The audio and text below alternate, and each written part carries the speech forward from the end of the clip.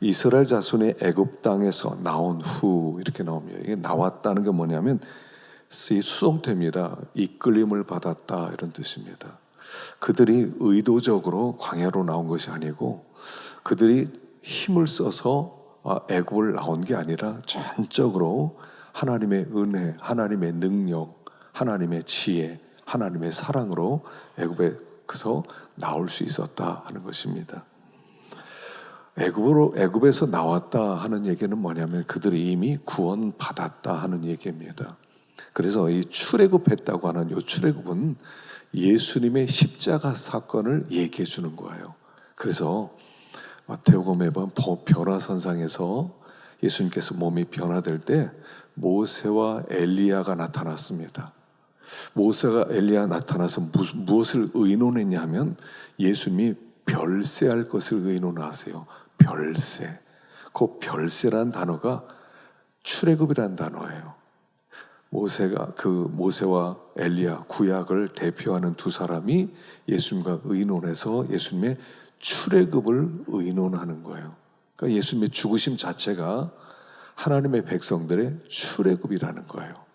그러니까 애굽에서 그들이 어떤 자기들의 힘으로 나온 게 아니라 하나님의 전적인 능력, 하나님의 도우심, 하나님의 의지에 의해서 그들이 그 바로왕을 하나님께서 완전히 죽이시고 그 나라를 완전히 망하게 만들고 그리고 홍해를 건너고 홍해 애굽의 군대를 다 수장시키고 그리고 광야로 나왔다 하는 것입니다. 이스라엘 백성이 구원받았다는 겁니다. 여러분, 구원이라고 하는 것은 뭐냐면 내가 한 일로 구원받는 게 아니라는 거예요. 구원이라고 하는 것은 내가 한 것과 아무 관계가 없어요. 예수님이 하신 일이 우리의 구원이 되는 겁니다. 지금 광야로 나왔어요. 그러니까 이 광야에서 잘해야 천국 가는 그런 뜻이 아니에요. 이미 구원을 받았어요. 예수를 믿으면 구원을 받습니다. 그런데 예수를 믿는 것은 내가 믿은 것이 아니에요. 어떤 사람이 예전에 그러더라고요. 내가 예수를 믿어서 나는 구원받고 그 사람은 예수를 안 믿어서 구원받지 못하고 내가 한 것 때문에 구원받는다는 거예요. 우리가 은혜로 구원받는다 또는 믿음으로 구원받는다 할 때는 내가 한 것과 아무 관계없다는 거예요. 하나님이 다 하셨다는 것입니다. 하나님과 예수님 사이에 언약을 맺으시고 예수님께서 죽으심으로 말미암아 내가 구원을 받은 거예요. 구원은 100% 완성된 겁니다. 광야로 나왔다 하는 것은 그들이 100% 구원을 받았어요. 플러스 알파, 뭔가 좀 더 더해야 돼. 그래야 구원받는 게 아니에요. 그냥 구원받았어요. 근데 그 구원받는 것은 내가 뭐 해서 구원받는 게 아니라 하나님이 나를 택해서 내 안으로 들어오시는 것이 구원이에요. 기독교를 계시의 종교라고 불러요. 계시의 종교라고 하는 건데 계시의 종교는 하나님이 열어주신다 이런 뜻입니다. 내가 배웠다 그래서 구원받는 게 아니에요. 내가 죄인인데 예수님이 이 땅에 오셨고 그가 나를 위해 죽으셨고 그를 믿으면 구원을 받는데 내가 예수 믿어야 되겠다 그렇게 구원받는 게 아니에요. 구원은 하나님이 우리 가운데 오시는 게 구원이에요. 하나님이 와주셔야 돼요. 그래서 하나님이 우리 가운데 친히 찾아오심으로 말미암아 믿게 해주시는 거예요. 그러니까 내가 믿는다 그건 신념이고요. 그건 오래가지 않아요. 그가 믿게 해주셔야 돼요. 그가 나에게 오셔야 돼요. 그게 구원이에요. 그래서 계시의 종교란 뜻은 뭐냐면 계시를 받아야 된다는 뜻이에요. 예수님께서 공관복음에 보면 사복음서에 보면 맹인의 눈을 고칠 때가 있었죠. 맹인의 눈을 고칠 때 맹인들이 한 일이 뭐냐면 다윗의 자손이여 불쌍히 여기세요. 불쌍히 여겨주세요. 그거밖에 없었어요. 뭐 원하느냐? 보기를 원합니다. 그랬더니 예수님이 침을 뱉어서 진흙을 눈에 바르기도 하고 또 안수하기도 하고 그래서 눈을 뜨게 만드세요. 눈뜨게 하는 건 내가 하는 게 아니에요. 하나님이 하시는 거예요. 내가 믿었다가 아니에요. 그가 믿게 해주시는, 그냥 믿어지는 거예요. 선물이에요. 구원은 전적으로 선물이에요. 그가 선택해서 믿게 한 사람만 믿는 거예요. 기독교는요, 쉽게 믿어지는 게 아니에요. 안 믿어져요. 그게 정상이에요. 하나님이 사람에 대해서 오셨다, 이것도 안 믿어지고요.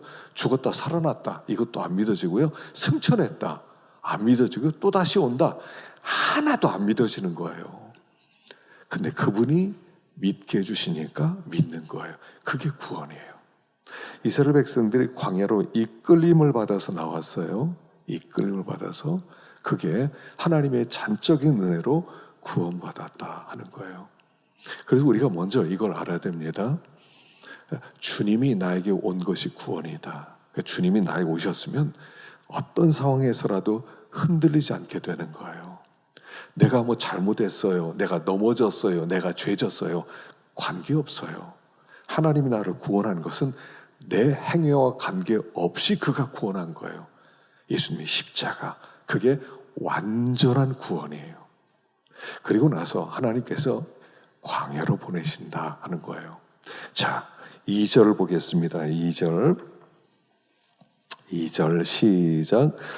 너희는 이스라엘 자손의 모든 회중 각 남자의 수를 그들의 종족과 조상의 가문에 따라 그 명수대로 계수할지니 이스라엘 중 20세 이상으로 싸움에 나갈 만한 모든 자를 너와 계수하되.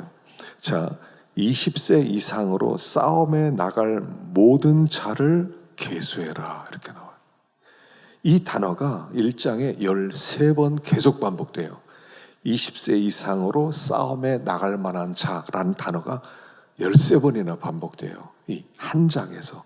다시 말하면 1장의 핵심 내용은 뭐냐면 20세 이상으로 싸움에 나갈 만한 자, 이게 중심이라는 거예요. 자, 이 광야에서 무엇을 하는 곳이냐, 큰 그림 하나를 딱 주시는데 뭐냐면 그건 싸움에 나간다는 거예요. 40년 동안 뭘 하냐면 싸움에 나가는 사람이 되는 거예요. 싸움에 나가는 사람. 그래서 광야 생활에 첫 번째로 우리가 배워야 될 교훈은 뭐냐면 광야는 싸우는 곳이다 라고 얘기해요. 싸우는 곳이다. 우리에게 대적이 있다. 대적이 있다. 신앙생활은 뭐다? 싸우는 것이다. 그래서 우리가 싸우는 사람이라는 것을 가르쳐주고 있어요. 광야는요, 40년 동안 이스라엘 백성 이거 하는 겁니다. 싸우는 거예요. 바울도요, 일생 뭐라고 했습니까? 죽기 전에 했던 고백이 그거예요. 내가 선한 싸움을 싸우고 달려갈 길을 마치고 믿음을 지켰으니. 선한 싸움을 싸웠다는 거예요. 신앙생활은 세상 살이를 하는 게 아니라 싸우는 거예요. 우리의 대적이 뭐냐? 그러면 우리의 대적이 뭐냐? 우리의 대적은 항상 세 가지라고 그러죠. 마귀, 세상, 나, 세라고 그랬는데 사실 하나예요. 하나예요. 싸움의 대상은 뭐냐면 나예요. 나. 자, 한번 보겠습니다. 로마서 7장 18절 읽어보겠습니다. 시작. 내 속 곧 내 육신에 선한 것이 거하지 아니하는 줄을 아노니 원함은 내게 있으나 내가 원하는 바 선은 행하지 아니하고 원치 악을 행하는도다. 내 속에 선한 것이 없답니다. 선한 것이 없대. 원하는 것은 있지만 행하는 것은 없다는 거예요. 내가 원하는 선은 안 하고 원치 않는 악만 행하고 있다는 거예요. 그게 나예요. 나. 자, 몇 주 전에도 말씀드렸어요. 나는 누구냐는 거예요. 어디에서 나는 왔어요? 원래 에덴 동산에 있을 때 나는 없었다고 그랬죠. 에덴 동산에는 내가 없었어요. 에덴에 있을 때는 하나님이 나였어요. 하나님의 생각이 내 생각이었어요. 하나님의 역사가 내 역사였어요. 하나님의 계획이 내 계획이었어요. 하나님의 하시고자 하는 소원이 내 소원이었어요. 하나님과 아담은 완전히 하나였어요. 거기엔 나라는 게 없었어요. 나. 그런데 마귀가 와가지고 선악과 먹으면 너도 하나님처럼 될 수 있어. 그래서 선악과를 먹었다고 그랬죠. 그 순간 내가 생겼어요. 그 나라고 하는 것은 뭐냐면 하나님을 상대하는 나, 하나님을 대적하는 나가 내 속에 생겼어요. 예전엔 하나님이 하자 그러면 그냥 그랬어요. 내가 없었어요. 하나님과 하나였으니까. 근데 선악과 딱 먹은 다음에 하나님이 하자 그러면 싫은데요. 나 불편해요. 지금 다른 거 하고 싶어요. 상대를 한단 말이에요. 그 내가 들어온 것은 선악과 먹고 나서 바로 그때 자기가 들어왔어요. 이 나는 하나님을 상대해요. 하나님을 대적해요. 그게 마귀예요. 마귀적 체현이 내 속에 들어왔어요. 하나님을 대적하는 마귀가 내가 되었단 말이에요. 그래서 가만히 보면요, 하나님이 이렇게 하자 근데 싫은데요, 그게 마귀예요. 그때 이 마귀가 체현돼 들어온 거예요. 마귀는 하나님과 싸우는 존재거든요. 하나님이 하는 것을 싫어하거든요. 대적하거든요. 그게 내 속에 들어왔어요. 그게 나예요. 그러니까 내 속에 마귀가 있고요, 내 속에 세상 사랑하는 마음이 있고요, 내 속에 하나님을 대적하는 내가 있으니까 사실은 세 가지, 세상, 마귀, 나 그러지만 아니에요. 하나, 나예요. 이 광야에서 뭐 하는 거냐면 나랑 싸우는 거예요. 나랑 싸워요. 나랑 싸워서 나를 죽이는 것이 광야다 하는 것이에요. 자, 그래서 예수님께서 어떻게 하셨냐면, 구원이라고 하는 것은 뭐냐면 이제 하나님을 대적하는 나, 항상 하여간 하나님의 말씀은 다 좋아요. 내 부모를 공경하라. 좋죠. 살인하지 마라. 살인하면 안 되죠. 간음하지 마라. 물론이죠.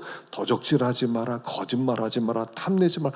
당연하죠. 근데 그걸 지킬 능력이 없고 항상 대적하고 있단 말이에요. 이건 고치는 것이 아니라고 그랬죠. 좀 고치자 좀. 이거 좀 고쳐. 너 좀 고치면 좋겠지. 안 고쳐져요. 이건 한 가지 방법밖에 없어요. 죽여야 돼요. 이건 죽여야 돼요. 그래서 광야는 싸워서 죽이는 곳이에요. 나를 죽이는 곳이에요. 자, 예수님께서 이 땅에서 어떻게 우리를 구원하셨냐면, 예수님이 사람이 되어 오셨어요. 사람이 되어 오셨는데, 그렇게 사람이 되어 오셨다 그러면 굉장히 추상적이에요. 구체적으로 이렇게 생각하세요. 예수님은 내가 되어서 오셨어요. 내가 되어 오셨어요. 내가 있는데 또 다른 내가, 예수님이 나로 오셨어요. 그리고 내 죄를 예수님께 다 예수님이 짊어지고 하나님의 진노와 저주를 예수님이 다 받으셨어요. 예수님이 십자가에 죽었을 때 내가 죽었어요. 그래서 예수님이 죽으시고 3일 만에 부활하셨어요. 부활하신 다음에 승천하셨죠. 하나님이 너무 기뻐하셨어요. 그래서 이 땅에 성령을 보내주셨어요. 그 성령이 어디로 오셨어요? 나한테 오셨어요. 그게 구원이에요. 성령이 오셔서 이 땅에 왔다 갔다 다니면서 이렇게 오지 않았어요. 그 성령이, 하나님이 성령을 나에게 보냈어요. 그 성령이 그리스도의 영이세요. 그리스도의 영이 나한테 들어왔어요. 그게 구원이에요. 내가 구원받은 거예요. 옛사람은 십자가에서 죽고 하나님을 거역하고 대적하는 나는 죽고, 예수의 영이 내 속에 들어와서 이제는 내 생명이 예수의 생명이 되었다 하는 거예요. 자, 이게 로마서 8장입니다. 9절. 로마서 8장 9절 읽어보겠습니다. 시작. 만일 너희 속에 하나님의 영이 거하시면 너희가 육신에 있지 아니하고 영에 있나니, 누구든지 그리스도의 영이 없으면 그리스도의 사람이 아니라. 또 그리스도께서 너희 안에 계시면 몸은 죄로 말미암아 죽은 것이나 영은 의로 말미암아 살아있는 것이니라. 너희 속에 하나님의 영이 거하시면 너희가 육신에 있지 않고 영에 있다. 그리고 그 그리스도의 영이 없으면 그리스도의 사람이 아니다. 너희 속에 하나님의 영이 들어오지 못했으면 너희는 구원받은 게 아니다. 이렇게 얘기하는 거예요. 구원이란 뭐냐면 하나님의 영을 우리에게 나에게 부어주시는 거예요. 나에게. 그래서 하나님의 영이 내 속에 들어왔어요. 그리고 그 영이 내 생명이 되었어요. 우리가 지금 찬양했잖아요. 찬양했어요.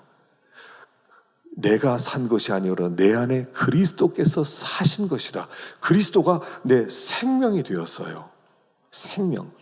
여러분, 생명이라고 할 때는 뭐냐면요, 생명은 소원을 얘기하는 거예요. 뜻을 얘기하는 거예요. 의미를 얘기해요. 자, 우리 부모님이 나를 낳으셨을 때 사람의 영이 들어왔죠. 사람의 영. 이게 타락한 영이란 말입니다. 이 자기예요. 이 자기는 뜻을 가지고 있어요. 우리 부모님으로 받은 생명은 뜻이 있어요. 그 뜻은 세상에 대한 뜻이 있어요. 세상에서 잘 되고, 세상에서 잘 먹고, 다른 사람보다 높아지고, 다른 사람보다 가정을 잘 꾸리고, 우리 자식들 잘 되게 만들고, 이런 꿈을 가지고 있어요. 그게 육신의 생명이었단 말이에요. 옛사람의 생명은 땅에 대한 소원이었어요. 땅에 대한 소원. 그런데 내가 죽고 예수 영이 들어온다면 예수의 소원이 내 소원이 되어버린 거예요. 예수의 뜻이 내 뜻이 되고, 예수의 소원이 내 소원이 되고, 예수님의 의미가 내 의미가 되고, 그래서 이제부터는 예수의 생명으로 사는 사람이 된 거예요. 이게 구원이에요. 구원받았다는 것은 예수가 들어온 것이고, 예수의 영이, 예수의 소원이, 예수의 뜻이, 예수님의 사랑이, 예수님의 계획이, 그게 내 것이 되었어요. 마치 에덴 동산에서 내가 없을 때 하나님과 내가 아담이 하나였던 것처럼, 구원을 받았다는 것은 이제는 예수님과 내가 하나가 된 거예요. 예수의 생명이 내 생명이 되었어요. 그래서 이제는 우리는 이 땅에서 영생을 누리면서 하나님과 하나 되어서 작은 예수로 살아가는 거예요. 근데 뭐가 문제예요? 죽은 옛사람이 불쑥불쑥 올라오는 거예요. 불쑥불쑥. 옛날로 돌아가고 싶다. 내 뜻대로 다시 살고 싶다. 내 마음대로 살고 싶다. 이렇게 된단 말이에요. 그것과 싸우는 거예요. 싸우는 거예요. 그래서 여기 신명기 8장 2절 읽어봅시다. 신명기 8장 2절, 골로새서 넘어가고요. 신명기 8장 2절 읽어봅시다. 시작. 내 하나님 여호와께서 이 40년 동안에 내게 광야의 길을 걷게 하신 것을 기억하라. 이는 너를 낮추시며 너를 시험하사 내 마음이 어떠한지 그 명령을 지키는지 지키지 않는지 알려 하심이라. 40년 동안 광야의 길을 걷게 하신 이유는 뭐냐면 너를 낮추고 너를 시험해서 내 명령 지키나 한번 보자. 이게 40년의 목표라는 거예요. 여기 낮추사 그랬다는 것은 뭐냐면, 낮췄다는 것은 죽였다는 얘기예요. 죽이는 거예요. 여러분, 겸손이라는 것은요, 낮아지는 건데, 낮아지는 것은요, 죽는 거예요. 사람은 자기 힘으로 못 낮아져요. 절대로 못 낮아져요. 낮아지기 싫어해요. 세상에서 제일 싫어하는 것은 낮아지는 거예요. 낮추는 것은 죽이는 거하고 똑같아요. 죽는 거하고 똑같아요. 하나님의 계획은 이거예요. 우리를 죽였단 말입니다. 광에서 자꾸 죽이는 거예요. 이런 사건, 저런 사건, 우리가 인생 살아가면서 수많은 사건이 들어오잖아요. 그 사건의 목표는 뭐냐면 나 죽이는 거예요. 옛사람 불쑥불쑥 올라와서 세상에서 옛날처럼 이렇게 살고 싶다, 이렇게 욕심 부리고 이렇게 되는 대로 살고 싶다, 이것이 불쑥불쑥 올라올 때 그걸 죽이는 거예요. 우리가 주님이 뭐라고 하셨냐면, 오늘 새벽에 우리 그 맥체인에 얘기했어요. 아무든지 나를 따라오려거든 자기를 부인하고 자기 십자가를 지고 나를 따라오라 그랬어요. 자기를 부인하고, 이 부인하고 할 때는 옛사람을 부인하는 거예요. 불쑥불쑥 내가 생명에 대해서 하나님을 대적하고, 하나님이 말씀하는 것을 무서워 싫다고 하고, 불편하다고 하고, 나 그럼 손해본다고 하고 대적하는 나, 그걸 부인하고 그걸 죽이고, 자기 십자가를 지고, 여러분 십자가를 지라고 할 때는 뭐냐면, 십자가는 뭐냐면 예수님이 내가 되어서 죽으셨거든요. 죽으셨어요. 그러니까 예수님이 십자가를 지고 따라가는 것은 뭐냐면 너희 관을 지고 나를 따라오라, 이런 뜻이에요. 관을 가지고. 나는 이미 죽었어요. 예수님과 함께 죽었어요. 예수님이 십자가에 못 박을 때 하나님의 저주를 다 받고 죽었어요. 난 죽었단 말이에요. 그걸 메고 예수님 따라가는 거니까 관이에요, 관. 내 관. 어떤 교회에서 예전에는 어떤 교회에서 그랬대요. 관을 강단 위에 올려놨답니다. 관을. 죽었다. 우리도 관 하나 갖다 놓을까요? 관을 갖다 놓고. 나는 죽었어요. 관에는 내가 있어요. 그 죽은 내 관을 내가 메고 예수님을 따라가는 거예요. 새 생명으로 살아가는 거예요. 그래서 예수님과 생명이 자꾸 하나 되는 거예요. 자꾸 하나 되는 거예요. 그래서 영생은 이것으니 유일하신 참 하나님과 그를 보내신 자 예수를 아는 것입니다. 아는 것은 체험한다, 이런 뜻이라 몸으로 아는 거라고 그랬죠. 몸으로 아는 거예요. 그게 영생이에요. 그러니까 예수님의 생명과 내 생명이 하나. 예수의 생명이 내 생명이 되었어요. 이제 옛날 내 하나님을 대적하고 내가 편안한 대로 내가 하고 싶은 대로 이 나는 죽었고 예수의 생명이 나한테 들어왔어요. 그 생명이 내 생명이 되었어요. 그래서 예수님이 원하는 소원이 내 소원이 되고 예수님의 뜻이 내 뜻이 되고 예수님이 하고자 하는 그 계획이 내 계획이 된 거예요. 완전히 하나 된 거예요. 하나. 거기가 에덴이에요. 이렇게 만들기 위해서 40년의 광야 생활이 필요하다. 이 광야 생활을 통해서 결국 어떻게 해요? 나 죽이는 거예요. 그래서 요 죽였다는 얘기가 이 끝부분에서 나옵니다. 민수기 26장 64절 65절 보십시다. 64절 65절. 자, 시작. 모세와 제사장 아론이 시내 광야에서 계수한 이스라엘 자손은 한 사람도 들지 못하였으니 이는 여호와께서 그들에게 대하여 말씀하시기를 그들이 반드시 광야에서 죽으리라 하셨습니다. 자, 그들이 광야 생활 들어와서 숫자를 세라. 그랬더니 60만 3,550명 딱 됐어요. 그리고 나서 40년 지난 다음에 딱 재보니까 30만 1,300명쯤 됐어요. 거의 숫자가 변하지 않았다는 거예요. 그 뜻은 뭐냐면 다 죽고 이 사람도 죽여버리고 새로운 세대로 만들었다. 그 얘기는 뭐냐면 이 사람들이 40년 동안 광야 생활을 한 다음에 옛사람 다 죽여버렸다, 이런 뜻이에요.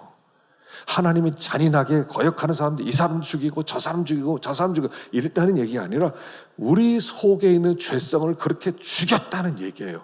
하나님이 하시는 일이에요. 이게 군사예요. 20세 이상으로 싸움에 나갈 만한 자예요. 그리고 우리가 이 광야 생활을 하는 동안 뭘 해야 되냐면 죽이는 걸 해야 돼요. 죽이는 것. 나를 죽여야 돼요. 나를 살리는 게 아니에요.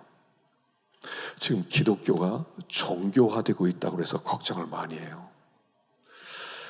예전에요. 반기련이라고 하는 그런 단체가 하나 있었어요. 반기독교 연맹이 있었어요. 그래서 그 사람들이 옛날에 법을 하나 만들려고 그랬어요. 1,000만 서명을 받으려고 그랬는데 그 서명이 뭐냐면 19살 이하들은 성경 못 읽게 하자는 법을 만들자. 1,000만이 서명운동을 한 적이 있어요. 그랬는데 밑에 어떤 사람이 거기다 댓글을 이렇게 달았어요. 그런 거 할 필요 없다. 기독교인들은 어른들도 성경 안 읽는다. 애들이 성경 읽기는 하지 말자. 그래서 안 했어요. 반기련은 어떠냐면 반기독교 연맹이에요. 기독교는 저 개독교들이다. 개독교들이다.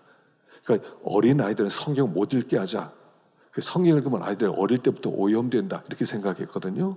근데 어른들도 성경 안 읽는다는 거예요. 그런 거 안 해도 된다고. 아이들 성경 안 읽고 어른도 안 읽는다고.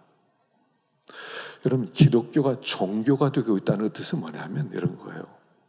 하나님은 우리의 육신을 죽이거든요. 근데 기독교가 미신화되는 거예요. 사람들이 산에 올라가서요. 큰 바 밑에는 촛불, 촛농들이 많아요. 큰 이런 금산에만 가더라도 금산사가 절이 있는데 거기에 뭐 한 1000년 된 은행나무가 있어요. 정말로 그리 아름드리거든요. 근데 그 앞에 보면요, 뭐 소원도 붙여놓고요, 뭐 천농도 있고, 뭐 절도 하고요. 비나이다, 비나이다. 은행나무, 1000년 된 은행나무 신께 비나이다. 우리 아이들 대학 잘 가게 하시고, 좋은 데 취업되게 하시고, 우리 가족 화목하고 편안하게 살게 해주세요. 이게 미신이에요, 이게 미신. 이게 종교예요. 종교는 뭐냐면, 육신 잘 되게 해달라는 게 종교예요. 그냥 잘 먹고 우리 아들 참 싸우지 않고 우리 아들 잘 좋은 대학 들어가고 그냥 이렇게 살다가 이렇게 죽으면 되지. 이게 종교예요.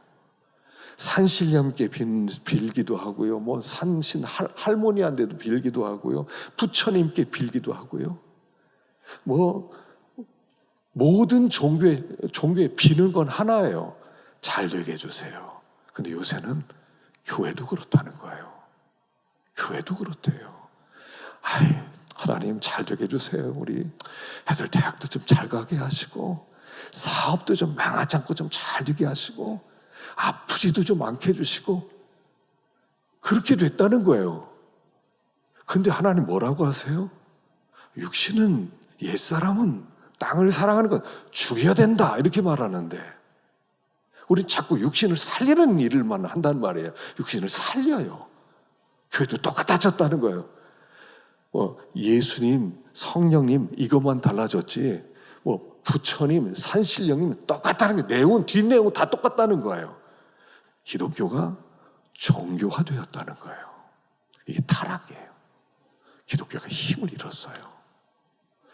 육신은 쳐서 복종시키고, 예수의 생명이 들어와서 예수 하나 되고, 내가 작은 예수로 살아가서 내가 좀 희생할지라도 다른 사람을 섬기고, 이 세상, 어두운 세상 속에 빛을 좀 비춰내고, 우리 아이들이 믿음 있게 되어서 하나님의 손에 붙들려 쓰임받게 하시고, 이렇게 하는 게 아니라 잘 먹고 잘 살게 해주세요. 그냥 다른 거 다 필요 없습니다.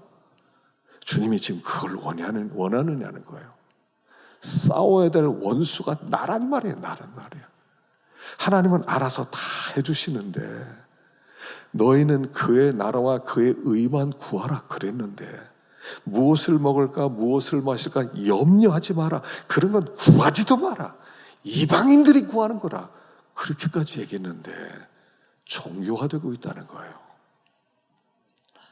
우리가 싸워야 될 대적이 나라는 걸 알아야 돼요. 세상에서 잘 먹고 잘 살고 문제없고 편안하고, 그걸 하나님께 구하고, 그래서 하나님을 다 종으로 만들어요. 심부름꾼으로 만들었다는 거예요. 하나님 도와주세요. 잘 되게 해주세요. 그래 하나님께 영광 돌아가는 거 아닙니까? 이 영광이 뭐예요? 하나님께 영광 돌린다는 건 뭐냐면, 영광의 하나님이 내 속에 들어와서 나를 통해서 하는 그 일을 통해서 하나님이 나타나는 게 영광을 받으시는 거예요. 그분이 내 속에 오셔서 하시는 그 일로 하나님의 하나님 되심이 나타날 때, 그게 하나님께 영광인데, 내가 뭐 하겠다고, 내가 잘 돼가지고 높아지면 예수 믿으니까 진짜 잘 됐다, 예수 믿으니까, 그러면 잘못된 거 아니냐. 하나님께서 어떤 때는 잘 되게 할 수도 있고요, 어떤 때는 안 되기도 할 수 있고요. 하나님께서 마침내 원하는 것은 뭐냐면, 내가 예수의 생명으로 사는 사람이 되게 하는 것, 이게 하나님의 계획이란 말입니다. 예수의 생명이 내 안에 차고 넘쳐서 예수가 나타나서 작은 예수로 빛을 밝힐 때, 사람들이 저 믿는 사람이구나, 기독교인이 다르다, 이렇게 되는 거지. 그냥 먹는 걸로 서로 싸우고, 이익 놓고 서로 싸우고, 너무 얼굴 붉히고 시기 질투하고, 거기 하나님께 영광이 어떻게 돌아가겠느냐 하는 것이에요. 그래서 이 광야 생활의 가장 중요한 것은 뭐다? 내가 죽는 거다. 내가 죽는 거다. 그래서 내가 죽으면 예수님과 하나 되어서 완전히 주님의 뜻을 순종해요. 예전에 그 포레스트 검프라는 영화가 있었어요. 포레스트 검프. 포레스트 검프는 그 사람 이름인데요. 이 사람은 IQ가 85예요. 85. 그러다가 군대를 가게 됩니다. 군대를 가게 되는데 이제 훈련시키는 상사가 들어오더니 군인들을 쫙 줄을 세웁니다. 그걸 물어봅니다. 너 군대 온 목적이 뭐야? 사람들이 대답합니다. 예, 저는 미국을 지키기 위해서 군대에 왔습니다. 어떤 사람은 예, 저는 성공하기 위해서 들어왔습니다. 저는 다음 꿈을 이루기 위해서 한 계단으로 들어왔습니다. 얘기를 해요. 포레스트 검프한테 물어봅니다. 너는 군대에 왜 들어왔어? 이렇게 대답합니다. 저는 상사님이 명령하는 것을 순종하기 위해서 군대에 왔습니다. 이 상사가 너무 좋아하면서 야, 이제까지 내 몇십 년 동안 군대에 있지만 너같이 대답한 놈은 처음이다. 넌 IQ가 160이 분명하다. 어떻게 그렇게 대답했느냐? 여러분, 이게 뭐냐면요, 하나님 우리에게 원하는 거예요. 우리는 왜 여기 있어요? 하나님이 말씀하는 것을 순종하기 위해서 여기 있는 거예요. 근데 그걸 자꾸 대적하고 있단 말입니다. 하나님 그건 못하겠는데요? 못하겠는데 내일 한번 생각해 볼게요. 여러분, 내일 생각한다는 것은 내일 똑같은 나예요. 나이 들어서 하겠다는 건 똑같아요. 안 한다는 거예요. 네 자기는 항상 하나님을 거부해요. 항상 거부해요. 그거 죽이는 거, 그게 광야 생활이에요. 그래서 하나님 우리를 이 광야로 보냈단 말입니다. 자, 그래서 여기에서 싸우는 사람으로서 그 다음에 해야 될 중요한 게 있어요.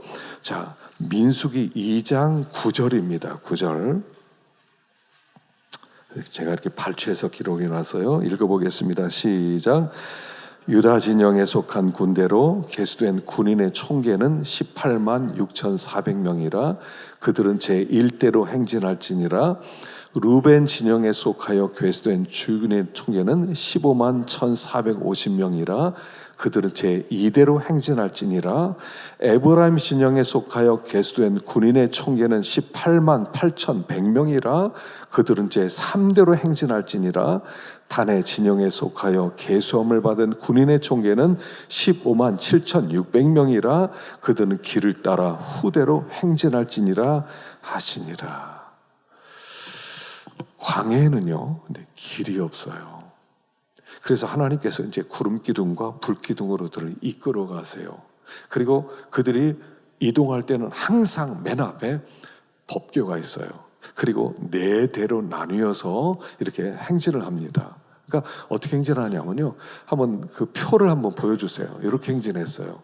맨 앞에 빨간색으로 법궤가 있어요. 그 다음에 유다 지파와 세 지파가 있습니다. 그 다음에 그 무라리 족속의 그 성막을 옮기는 사람도 있고, 그 다음에 루벤 지파가 있고, 그 다음에 고핫 족속이 성물을 가지고 옮기고, 그 다음에 에브라임 단, 이 순서로 그들의 행진을 하게 됩니다. 맨 앞에 법궤가 있어요. 하나님의 임재가 있단 말입니다. 하나님이 항상 앞장서신다는 거예요. 광야는요, 가나안으로 가는 다른 길이 없어요. 하나님이 길이에요. 그래서 하나님이 따라오라는 거예요. 너희들은 나를 따라오라. 그래서 하나님을 앞두고 다 뒤에서 다 줄을 맞춰서 가는 거예요. 어디로 가는지는 몰라요. 근데 그게 길이에요. 그게 길이에요. 자, 우리 광야길, 우리 인생길이요, 여러분 길 아세요? 알고 가세요? 여기까지 알고 왔어요? 계획해서 왔어요? 모르고 왔어요? 자, 이 광야는요, 하나님을 앞에 두고 하나님을 따라가는 길이에요. 하나님이 길이세요. 하나님을 따라가야 가나안으로 갈 수가 있어요. 그러니까 이 광야 생활은 어떻게 하는 거냐면, 하나님을 앞에 모시고 하나님보다 먼저 가려고 하지 말라는 거예요. 하나님을 따라 마셔서 하나님 급합니다, 빨리 갑시다 하지 말고, 그냥 그분이 천천히 가면 천천히 가고, 빨리 가면 빨리 가고, 그분이 서면 서고, 그분과 철저히 보조를 맞추라는 거예요. 그것은 뭐냐면 하나님께 물어보라는 거예요. 여러분, 이 광야길은요, 길이 없어요. 어떻게 해야 될지 몰라요. 그럴 때 눈치를 보면서 이럴까 저럴까 따지는 것이 아니라 하나님께 물어보라는 거예요. 하나님 어떻게 할까요? 하나님 어떻게 하면 됩니까? 우리가 매 사건 이럴 때 하나님께 묻는 거예요. 제가 이 여호사밧 이야기를 써놨어요. 여호사밧을 하나님이 기뻐한 왕이었어요. 왜냐하면 여호사밧은요 하나님께 계속 물어봐요. 참 여호사밧이 좀 이게 물른 사람이거든요. 이 사람이 북이스라엘과 그 사돈을 맺잖아요. 아합 왕의 딸을 자기 며느리로 삼아요. 아달랴를. 이게 아주 안 좋은 짓이거든요. 그러니까 이제 그다음부터 아합에게 끌려다녀요. 사돈에게. 아합이 어느 날 전쟁하러 갑시다. 길랄 라못을 전쟁하려고 그러는데 나랑 같이 갑시다. 우리 연합해서 전쟁합시다. 그러니까 이렇게 물어봐요. 오늘 여기 본문에 뭐라고 그러냐면 열왕기상 22장 5절에 한번 읽어보겠습니다. 시작. 여호사밧이 또 이스라엘 왕에게 이르되 청하건대 먼저 여호와의 말씀이 어떠하신지 물어보소서. 이스라엘 왕이 여호사밧 왕에게 이르되 아직도 이물라 아들 미가야 한 사람 있으니 그로 말미암아 여호와께 물을 수 있으나 그는 내게 대하여 길한 일은 예언하지 아니하고 흉한 일만 예언하기로 내가 그를 미워하나이다. 여호사밧이 이르되 왕은 그런 말씀 마세요. 전쟁에 나가는데 아합왕은 그냥 나가자는 거예요. 여호사밧은 하나님께 물어볼 만한 사람 없느냐? 물어봐야 된다. 그러니까 하나 있는데 미가야라고 있는데 이놈은 아주 내가 원하는 대답 안 하고 나쁜 일만 한다고.